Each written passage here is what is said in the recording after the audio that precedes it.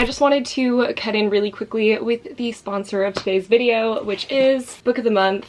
I adore Book of the Month. You guys know I've worked with them many times, and actually most of August I feel like I was reading Book of the Month books. So that's just how life is. And that wasn't on purpose. I just normally don't read adult novels, so when I got into an adult fiction mood, I had so many Book of the Month books to choose from, and ones that I actually really enjoyed. If you haven't heard of Book of the Month, it is actually an online book subscription service that delivers your pick of 5 books every single month in a blue box.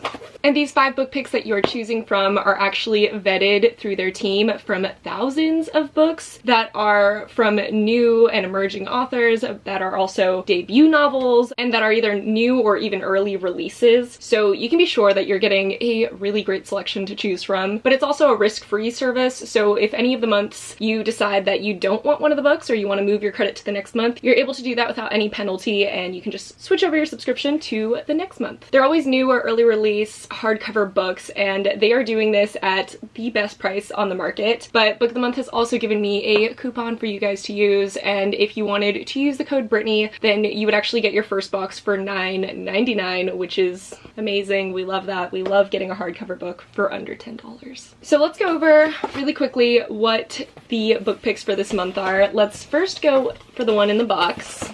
So it's Rock, Paper, Scissors by Alice Feeney, and we do have the bookmark.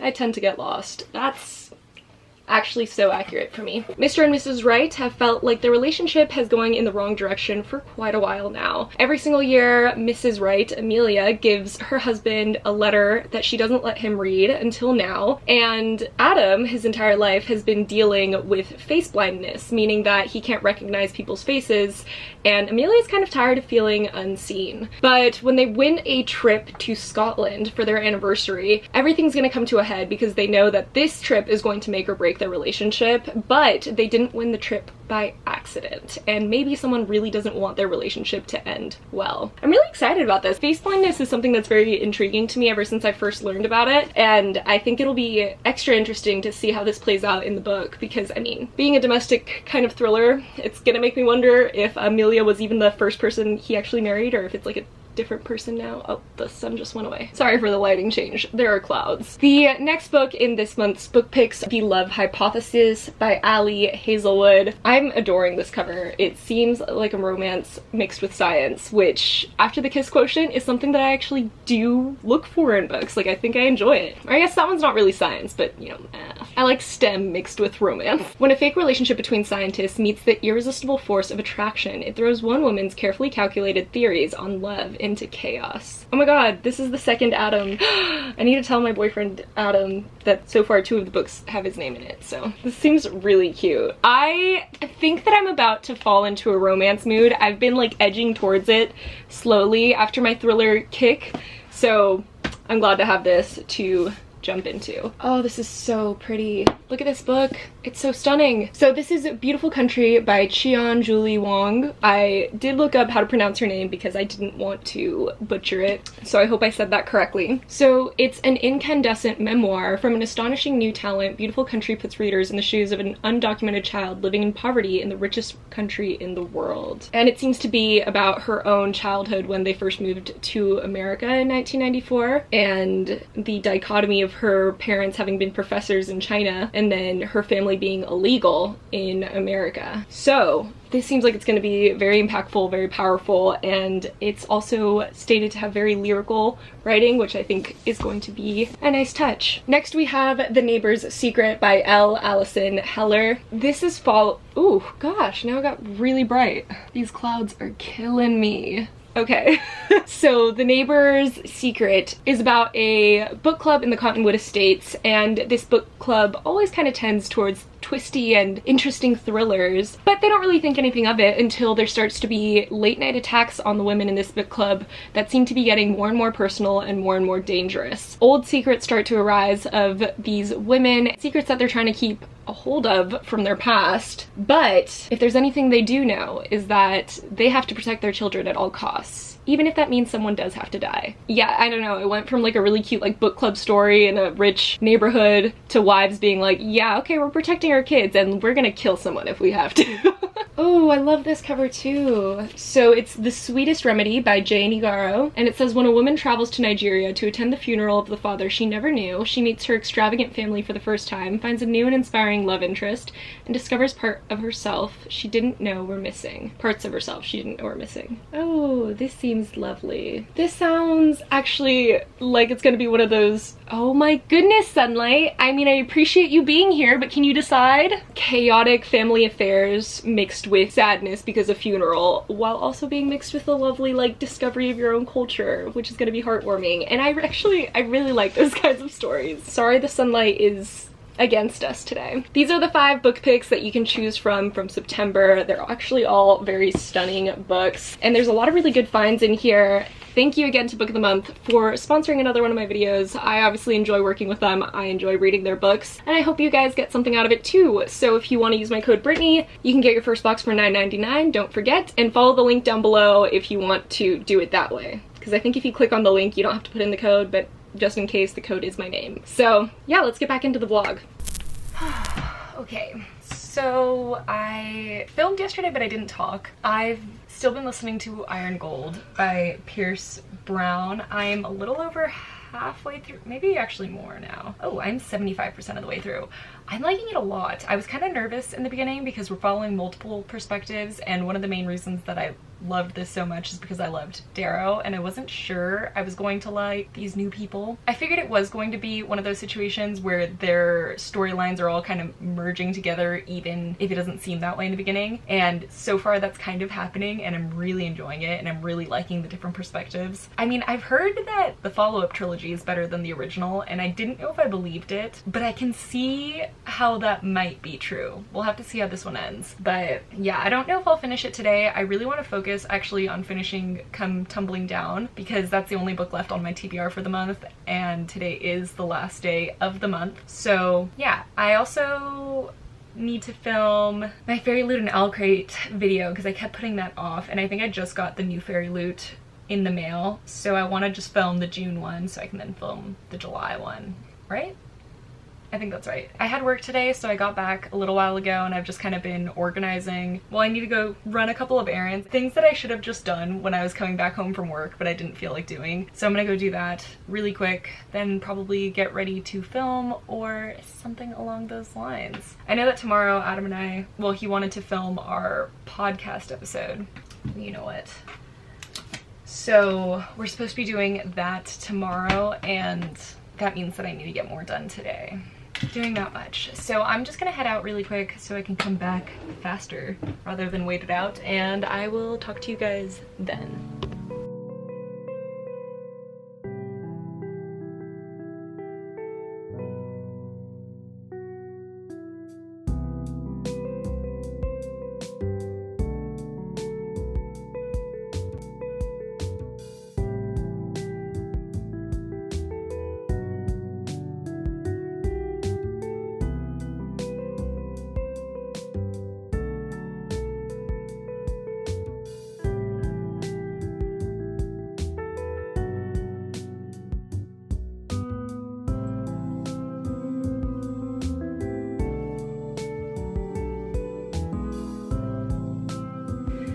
Alright, I wanted to chat for a minute.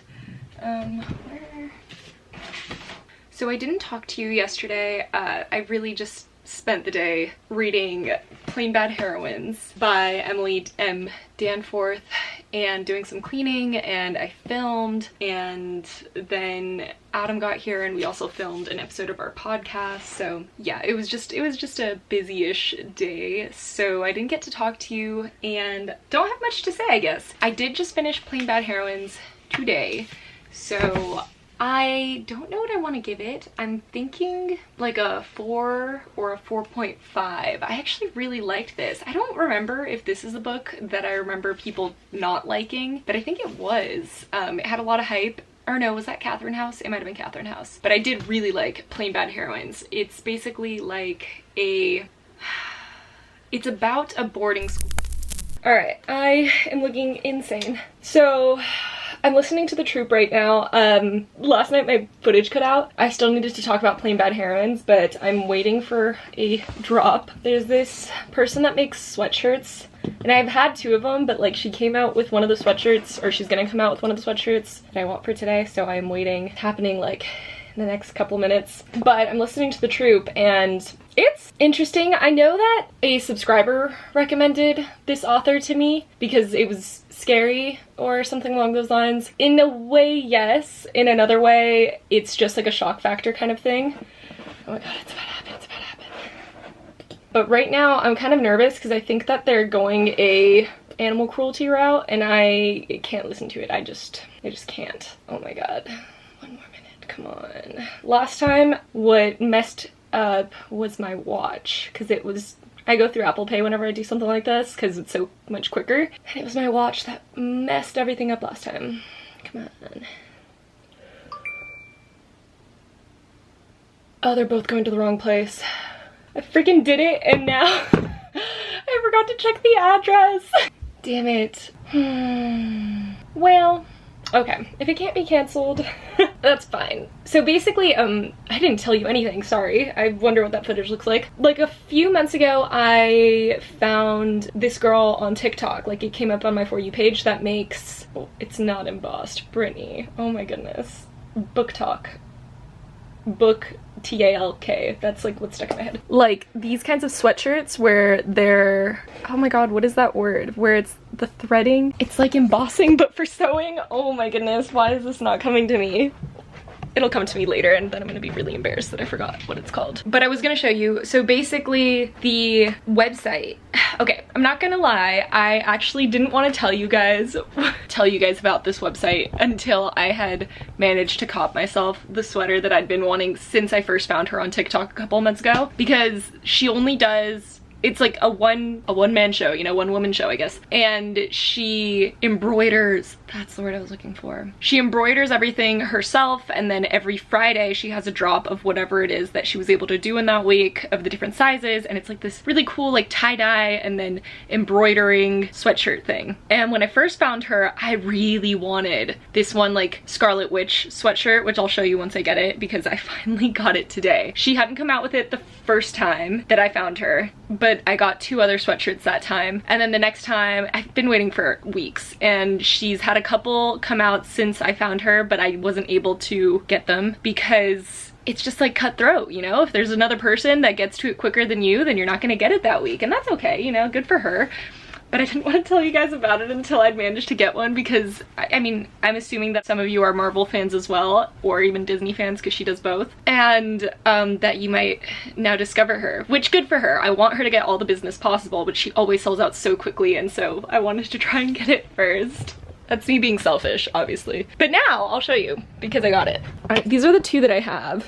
This is actually one that I was super excited to get, and I got it in extra large because that was the only size that they had, but I didn't mind. I wear it like oversized, and honestly it's still summer, so I guess I haven't really gotten my full use out of them, but I still wear them in the mornings when I'm cold.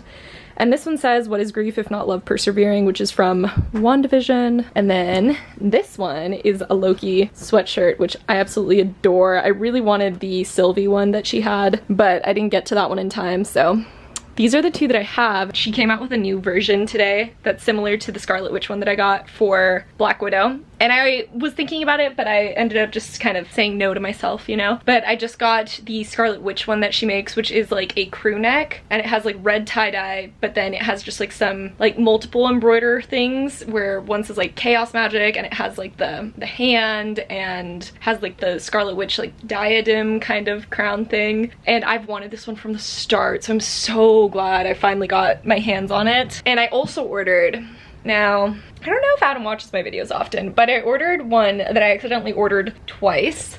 Well, I didn't accidentally order it twice, I just accidentally ordered it wrong the first time, because it's like a purple tie-dye jack-o'-lantern, but like Jack from like Nightmare Before Christmas hoodie, and I'm obsessed. I was sitting there looking at the drop and I was like, okay, there's a few things that I really want in this, but like I'm not gonna get more than 2. It's just kind of pricey and I'm not supposed to be spending money. I figured, okay, but if I get this one in an extra large, then Adam and I can both wear it because I don't mind wearing extra larges, and he's a huge Jack fan from Nightmare Before Christmas. Like, actually, I don't know if he's Pumpkin King yet. I'm gonna have to remind him. Oh wait, no, he does it at the start of October. Okay, never mind. I thought it was October.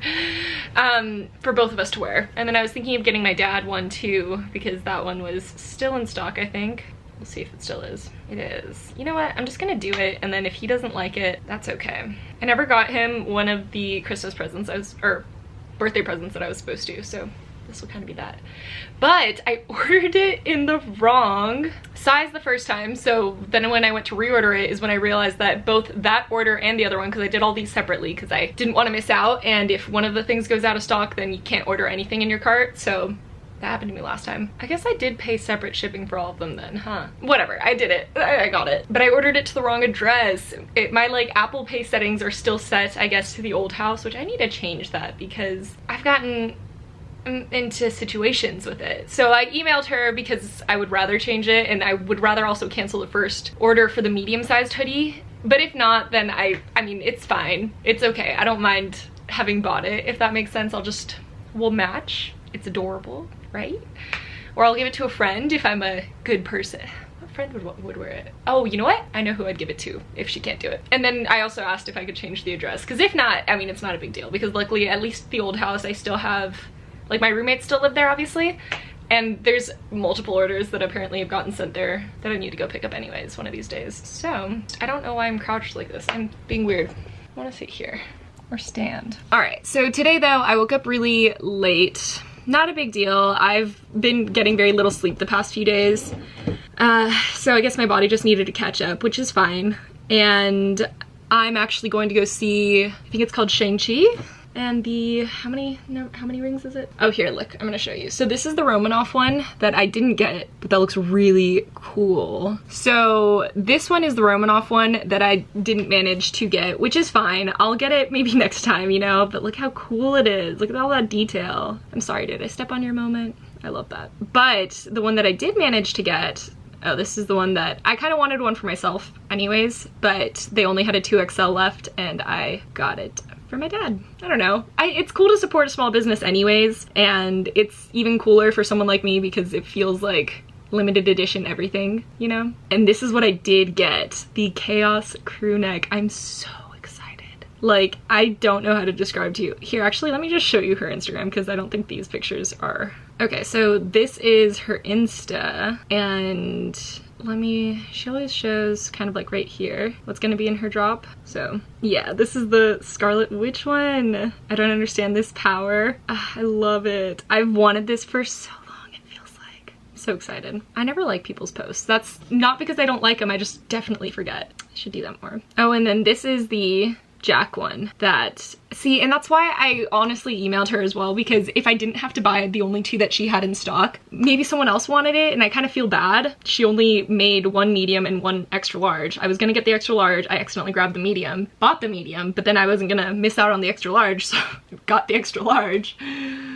I've given her a lot of my money today. That's fine, it's fine. But yeah, so now that I officially have the one that I really, really wanted, which was the Scarlet Witch one, I will show her Insta to you guys so that you can also potentially get some for yourself if you wanted to. I was being selfish.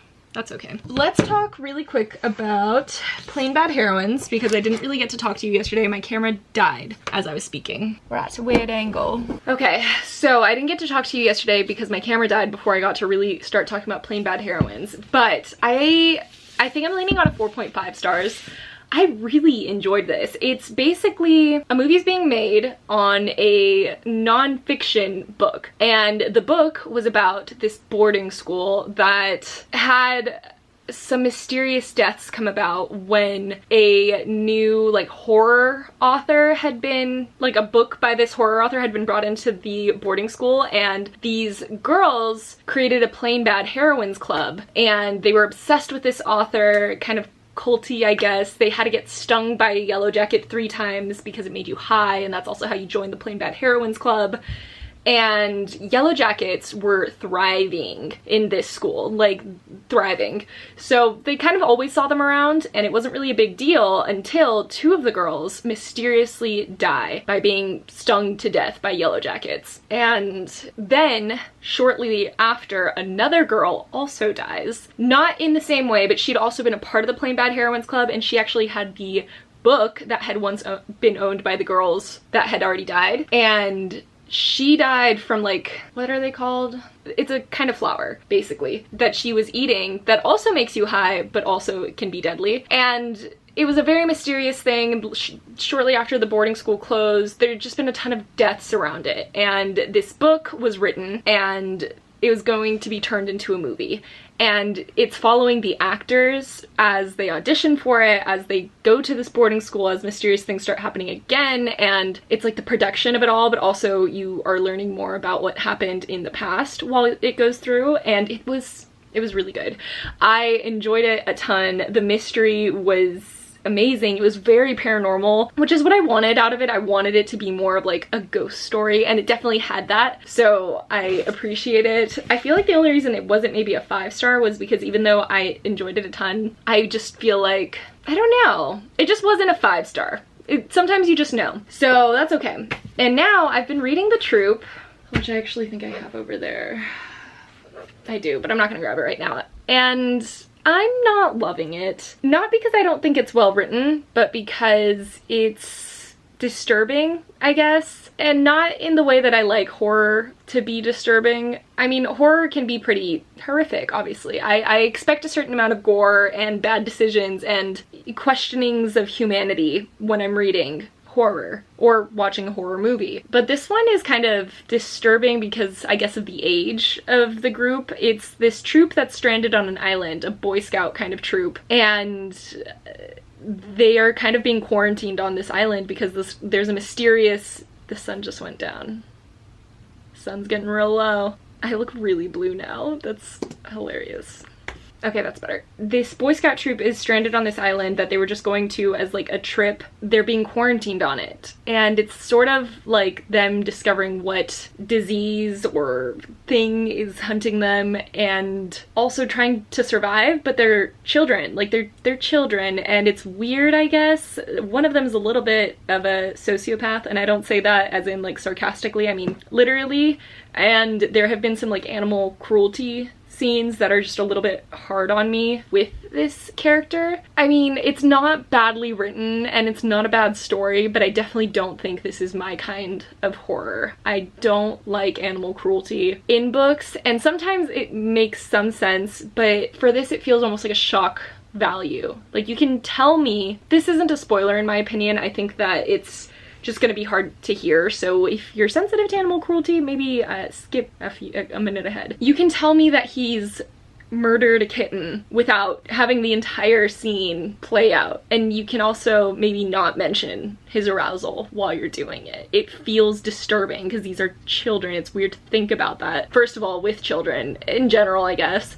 But it's also really weird. I just didn't like it. I really, really don't like that scene. I think that it wasn't necessary to the story.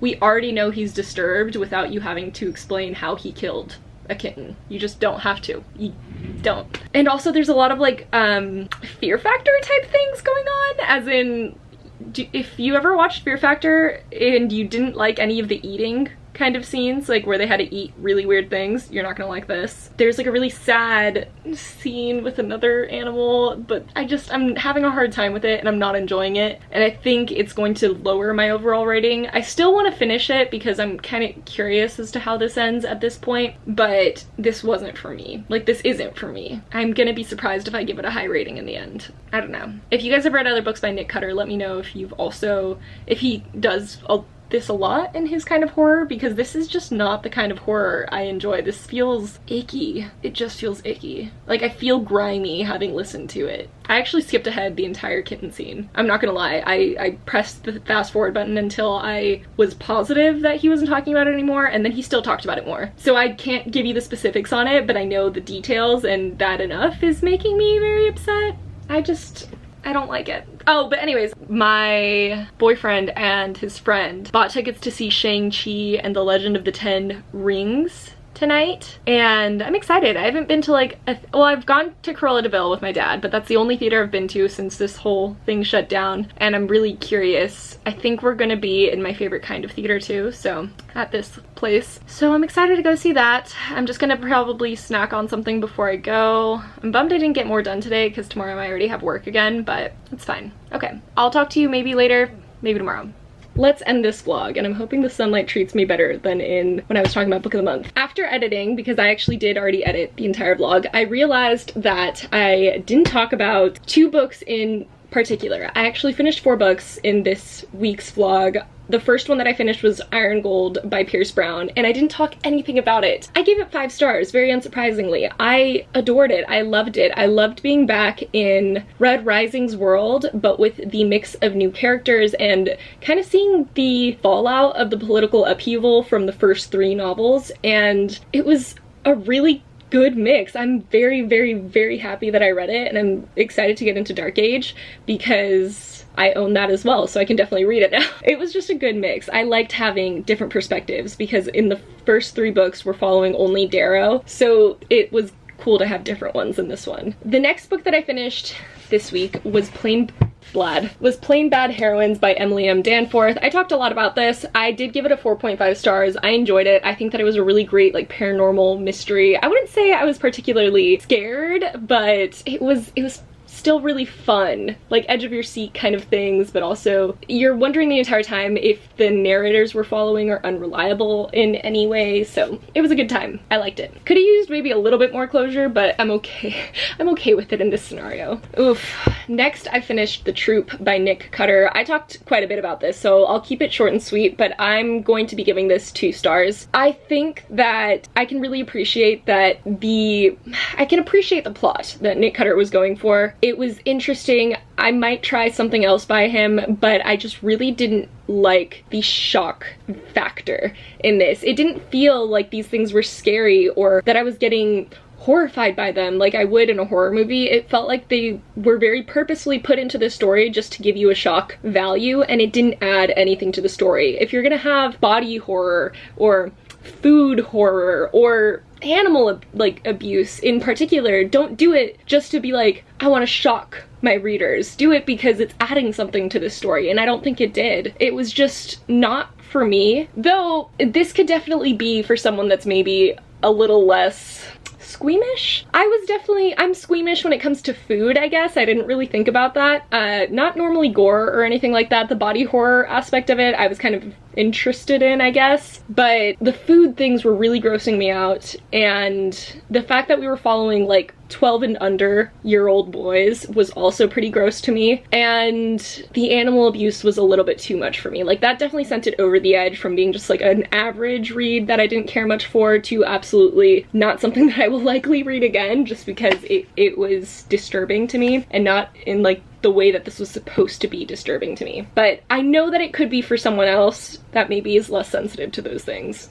And I think that when I was reading reviews, this was actually supposed to kind of be a callback to old like horror, how old horror stories used to be written, like Stephen King in the beginning, things like that.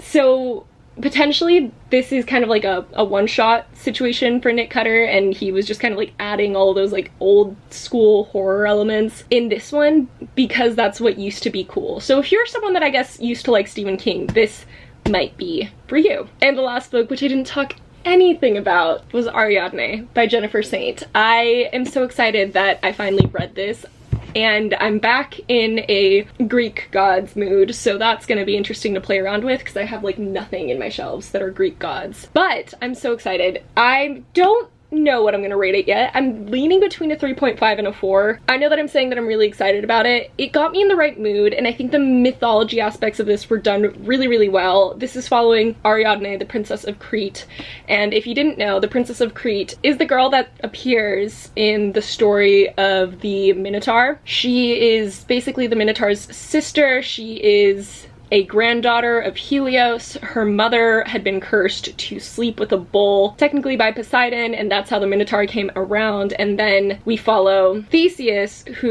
Theseus is the story that we tend to hear when it comes to the Minotaur. He's trapped in the labyrinth, he kills it, but he does it with the help of the Princess of Crete. And that is Ariadne. This is her story, but it's also her sister's story. Now, the reason that I'm kind of in between on ratings is just because I maybe expected it to be more in the line of how Circe by Madeline Miller was written, where it's way more girl power than anything else. And this one, it has those elements to it, but I feel like as I watched the story progress, even the girls that are supposed to have all this power, that are supposed to be like their own person, we realized that they never were, that they were still kind of following the men in their lives' rules. And I just feel like the point was missed. And I know that, I mean, in general, I guess you couldn't change the stories too much. If you wanted to keep to like the general myth of the time, follow some of them in one way or another, I think it was done really well in that aspect, which is why I loved it. But I just felt very underwhelmed by how Ariadne was portrayed.